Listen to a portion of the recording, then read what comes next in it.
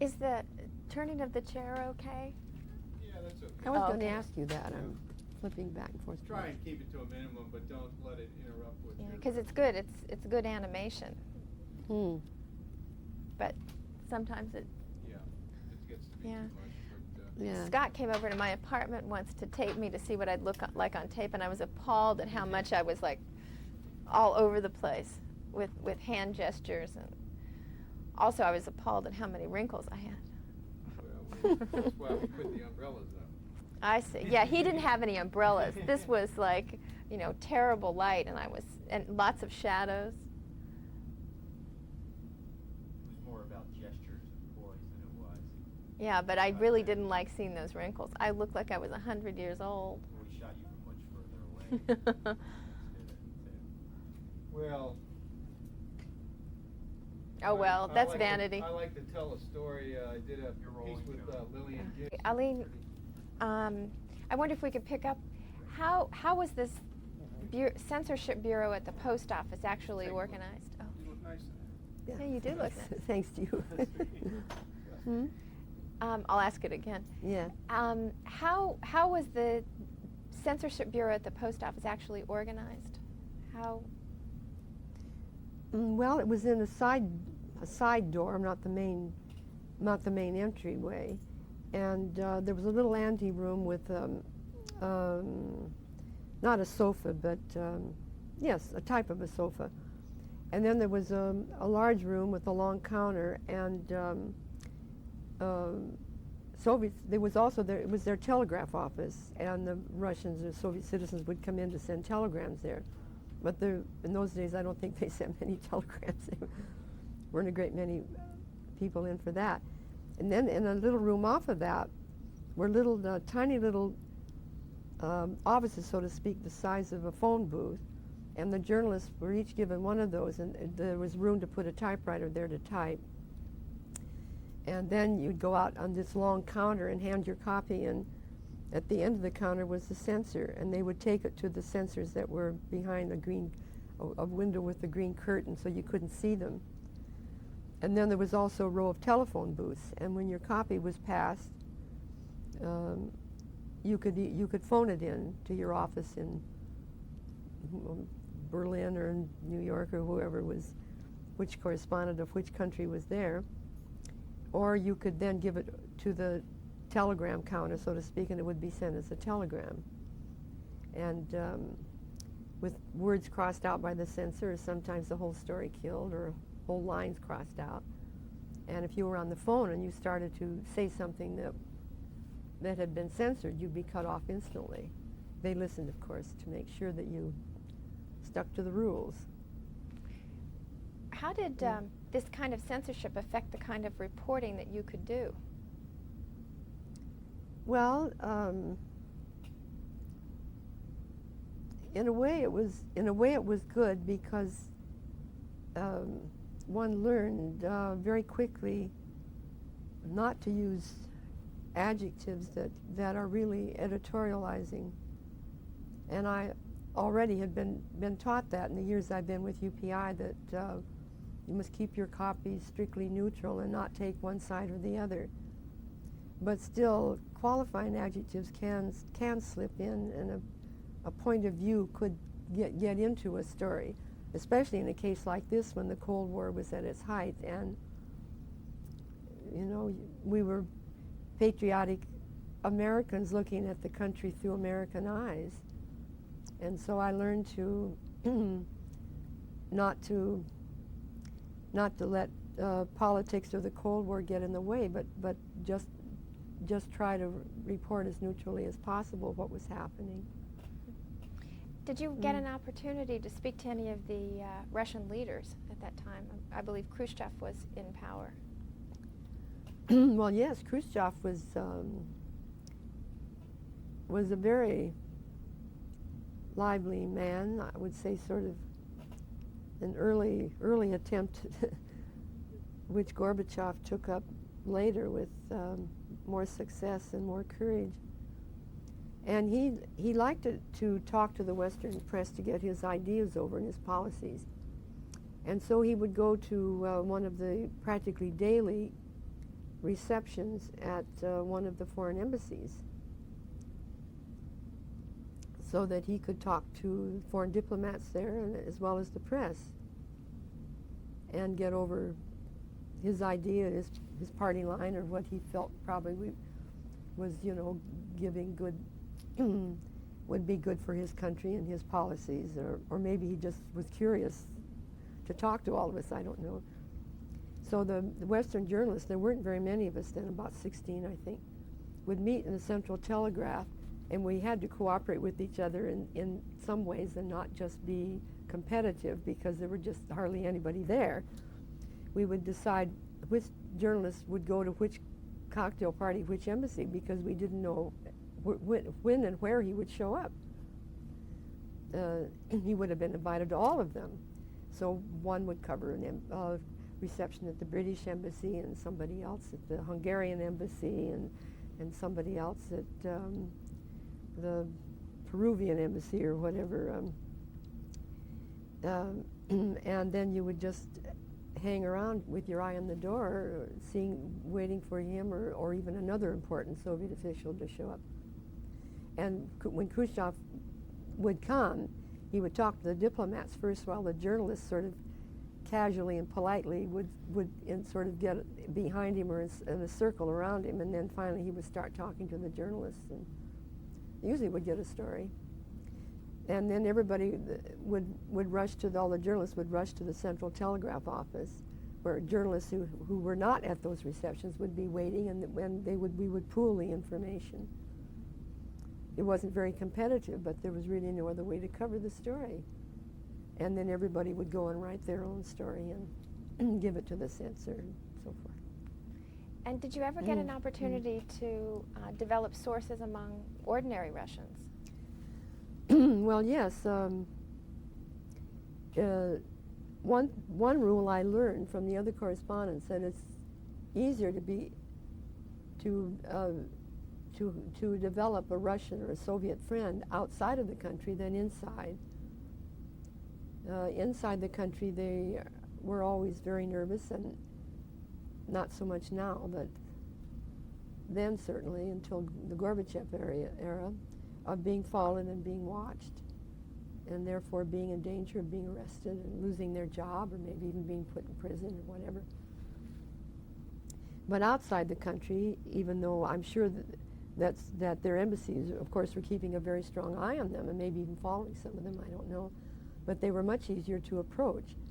And when I'd covered an international exposition in Brussels in '58, I believe it was, I met 3 or 4 Soviets there who had never been outside of the Soviet Union before, and they were so astounded to meet an American, especially a woman journalist, that they were friendly. We became friends. And so they all had, well, you say official posts, but on a lower level in the foreign ministry and in the Soviet news media. But when I got to Moscow and looked them up, they were friendly, and I was able to see them and get a story tip now and then. And in Moscow, you also worked for the legendary UPI bureau chief, Henry Shapiro.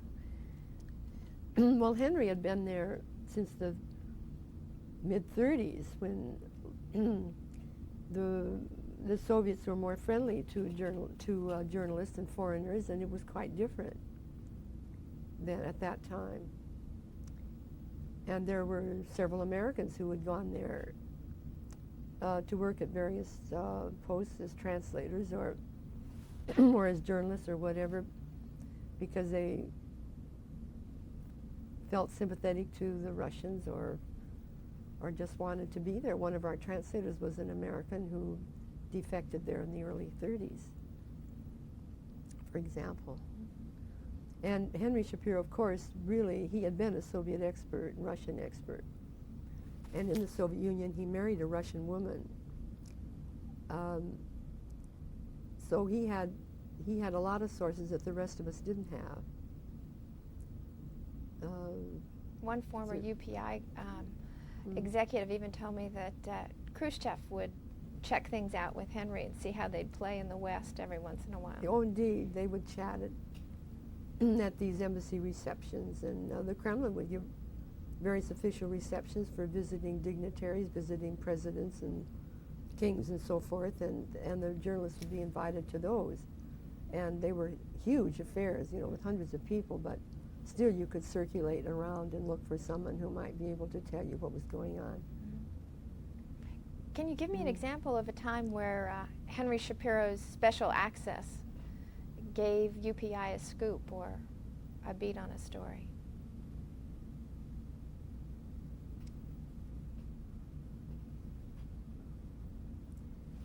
Oh, well, Henry had so many of them. He died recently, you know, just a few months ago in Wisconsin.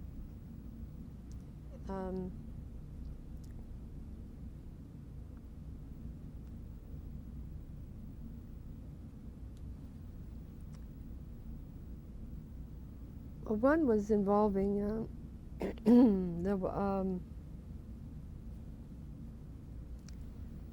one of those.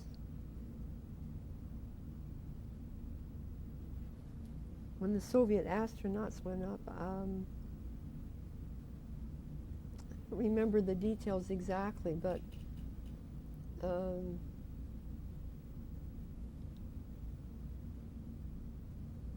they had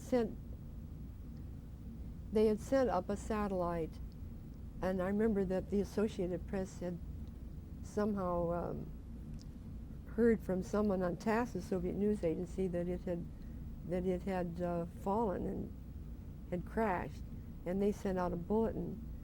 But Henry had very good sources and checked that out, and it hadn't crashed. It was still up there. So we beat the AP on that one. He also would get very good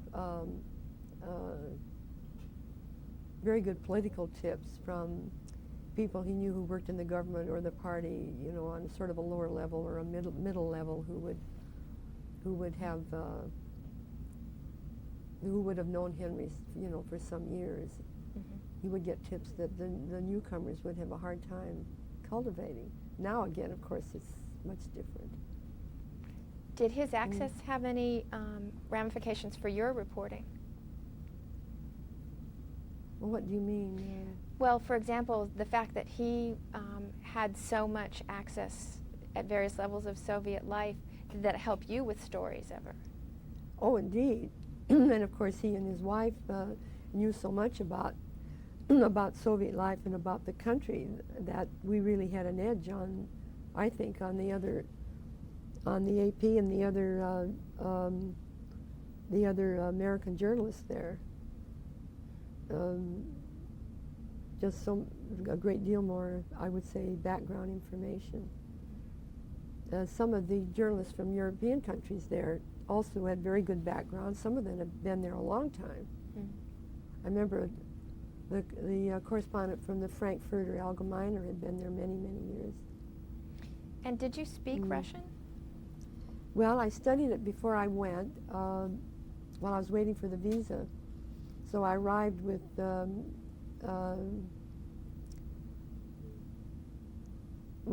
getting around Russian, and I could understand the radio and read the TASS newswire, but I wasn't fluent in Russian.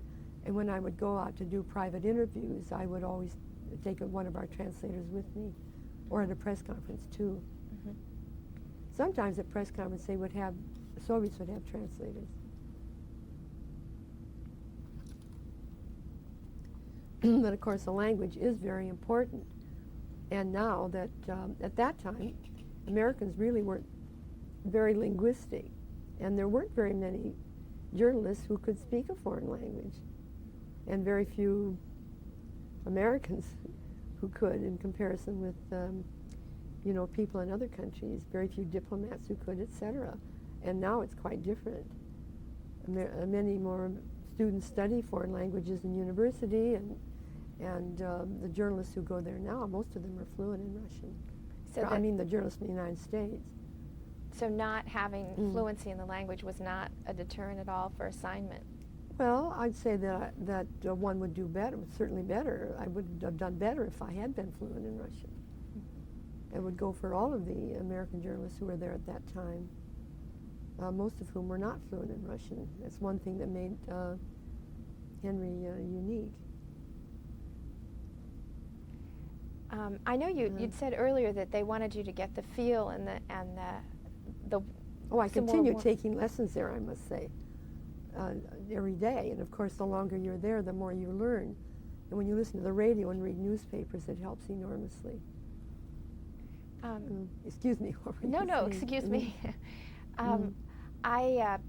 You had said they'd sent you to get some of the color of the country, add some warmth to the Yeah. reporting. Mhm. And I know one of the stories that you did was one of the first interviews with, in fact, the first interview with Lee Harvey Oswald when he defected to the Soviet Union long before he was involved in the assassination of President Kennedy.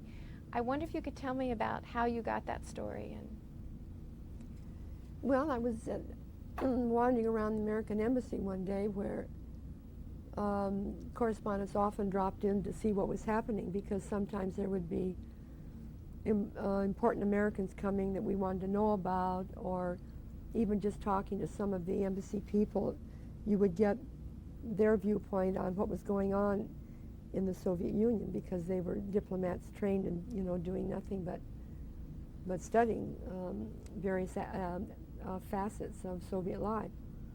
And one of the diplomats mentioned that an American had come in and turned in his passport, which was really quite incredible.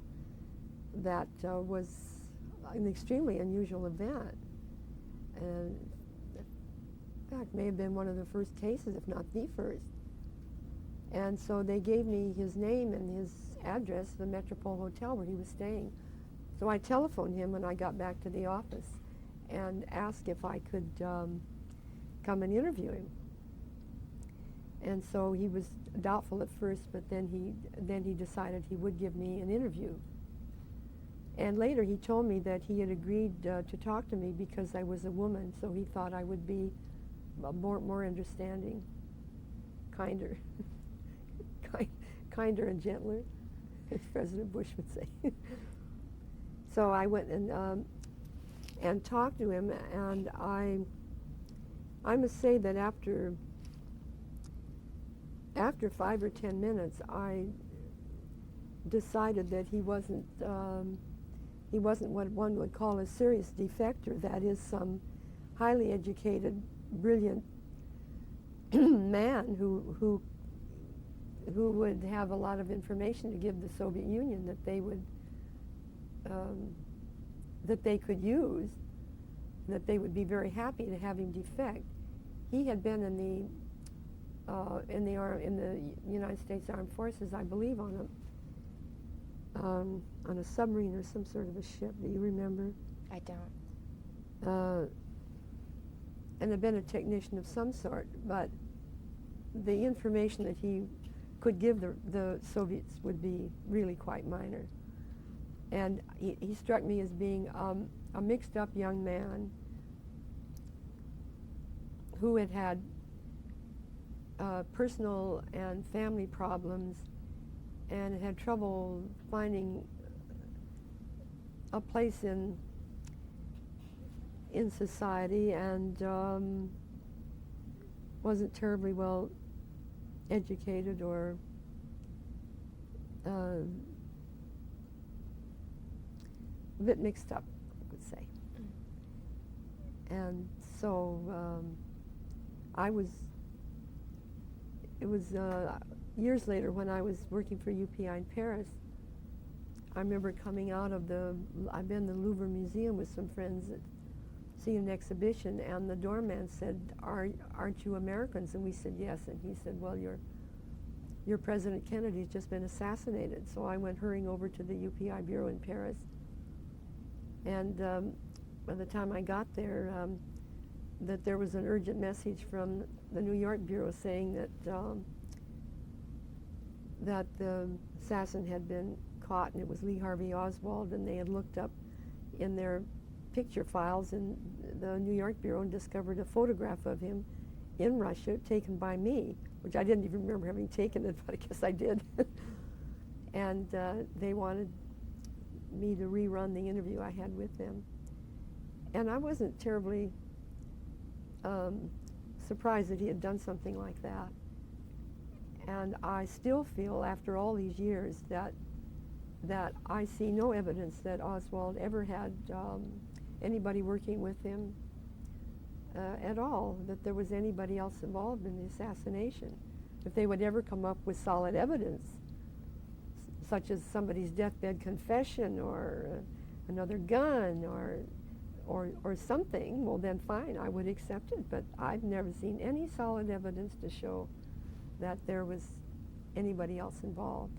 I know there are witnesses at the scene who claim they saw a shadow moving this way or that way, but in crowd events like that, there are all sorts of people moving and things happening. When you did this, oh, okay.